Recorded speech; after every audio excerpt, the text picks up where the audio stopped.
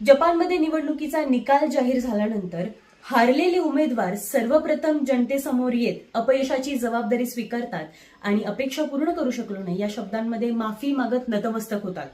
तर जिंकलेले उमेदवार जबाबदारीची भावना ठेवत जनतेला कृतज्ञता व्यक्त करतात आणि जनतेसमोर नतमस्तक होतात. निकाल जाहीर होताच उमेदवार रस्त्यावरनं येत थेट कॅम्पेन ऑफिसमध्ये जातात आणि मीडिया समोर उभे राहून सर्वप्रथम लोकांना थँक्यू म्हणतात, आदर व्यक्त करतात. निवडणुकीत मोठा फटका बसल्यानंतर नेते पत्रकार परिषद बोलावतात आणि जनतेसमोर अपयशाची जबाबदारी स्वीकारत राजीनामा देतात.